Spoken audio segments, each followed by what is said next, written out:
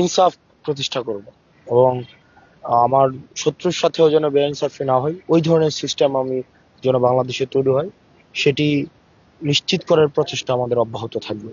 এবং আমাদের ভেঙে পড়া বাংলাদেশের যে কাঠামো রয়েছে, আমাদের রাষ্ট্র কাঠামো, সেটাকে গড়ে তোলার প্রচেষ্টা অব্যাহত থাকবে। এই পুরো সময়টা অনেক ইভেন্টফুল ছিল। অনেক আমরা অনেকে হারিয়েছি। আমরা আমাদের অনেক সহযোদ্ধা জীবন দিয়েছে। হাদিব ভাইকে হারিয়েছে।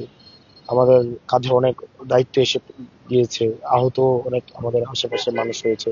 শহীদ পরিবারের দায়িত্ব আমাদের কাছে এসেছে, যেটা গত বছরে 7 জন ছিল না, যেটা এই বছর অনেকগুলো মানুষের যেহেতু আস্থায় নিয়েছে আমাদের, তখন সেক্ষেত্রে কিছু দায়িত্ব এসে পড়েছে এবং সেগুলো বাস্তবায়নের সেক্ষেত্রে তারা রয়েছে।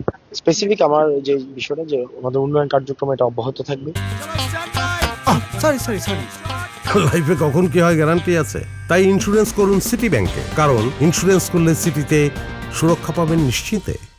এবং অবকাঠামোগতভাবে যেই ধরনের অবনতি হয়েছে, এবং প্রত্যেকটা মানুষ, আপনারা যারা গণমাধ্যমের আছেন, খবর সংগ্রহের জন্য দেবিদ্বারে গিয়েছেন, আইন শৃঙ্খলা বাহিনী তাদের কর্তব্য পালনের জন্য দেবিদ্বারে গিয়েছেন, প্রত্যেকটা মানুষই একটাই অভিযোগ: রাস্তাঘাটের অবস্থা ভয়াবহ রকমের খারাপ। দ্বিতীয়ত যেটি খারাপ, শিক্ষা খাতের অবস্থা খুবই খারাপ। তৃতীয়ত স্বাস্থ্য। আমাদের যেহেতু অনেক রেমিটেন্স যোদ্ধা আছে, তাদের অনেক প্রয়োজন আছে, দালাল চক্র আছে, মাদকের সিন্ডিকেট আছে।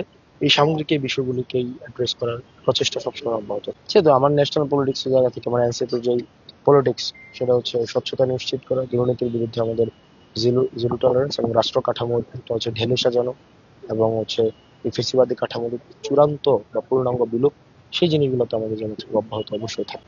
এই নির্বাচন তো ছিল Hasnat Abdullah versus BNP plus Awami League plus India plus লুটেরা ব্যবসায়ী প্লাস চাঁদাবাজ প্লাস মাদক সম্রাট প্লাস মাটিখুর প্লাস প্লাস।